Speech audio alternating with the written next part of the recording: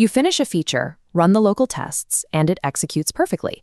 But the moment you push that exact same code to production, it breaks, triggering a system-wide failure. The application logic didn't change, but the environment did.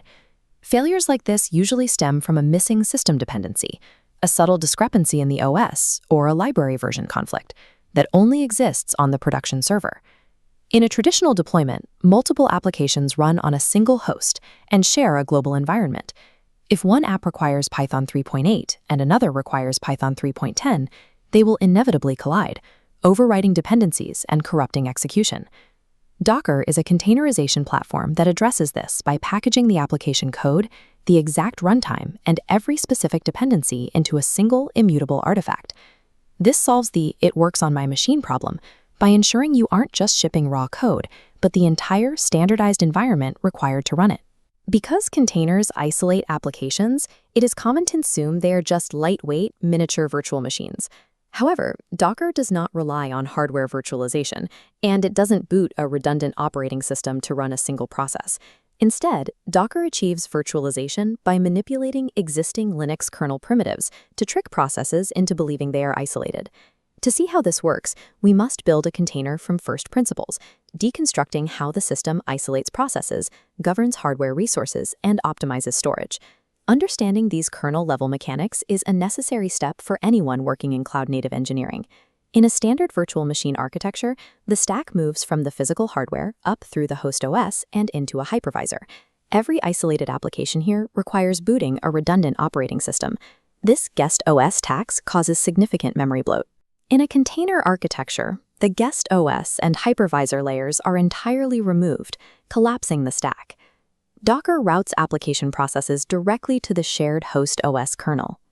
By bypassing the guest OS, applications can start in less than a second and run without the gigabytes of memory overhead required by a VM. But sharing a kernel creates a technical challenge.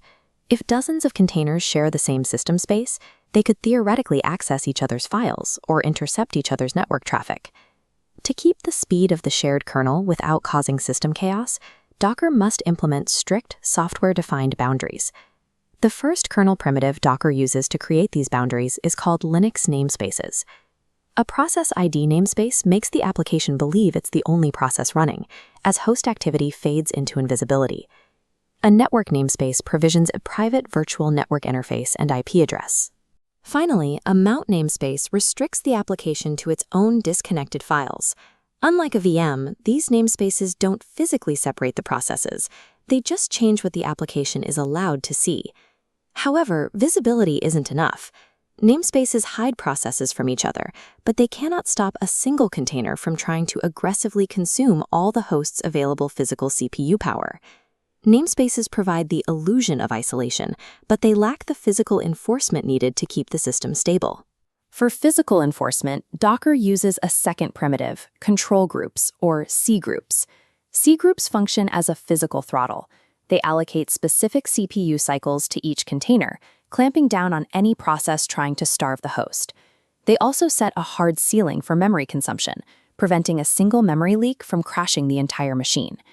Disk and network bandwidth are metered and restricted in the same way.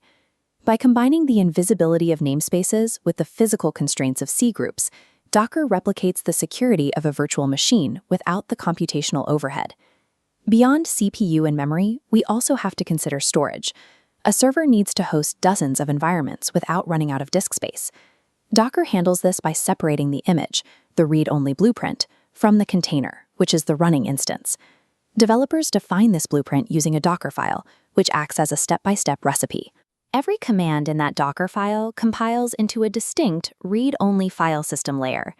These layers stack to form a cohesive column. If you update your application code, Docker reuses the foundation layers from its cache. Only the modified layer is rebuilt, making builds significantly faster. This layered architecture allows massive environments to be treated as modular, recyclable components. Because image layers are read-only, Docker uses a copy-on-write paradigm to allow containers to function.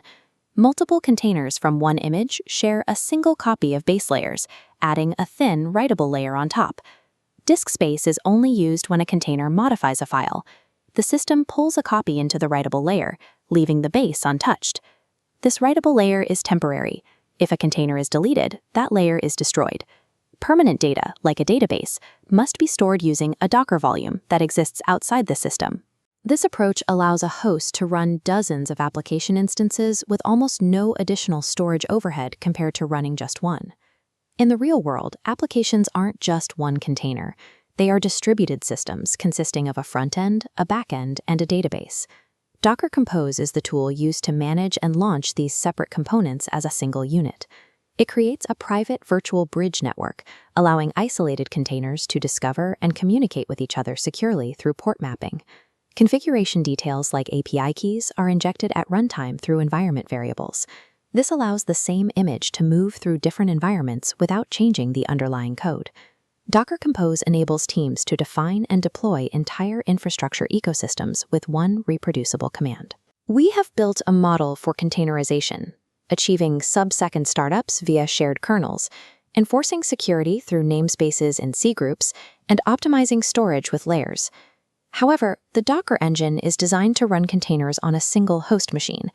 To scale an application across hundreds of servers for millions of users, you need an orchestrator like Kubernetes.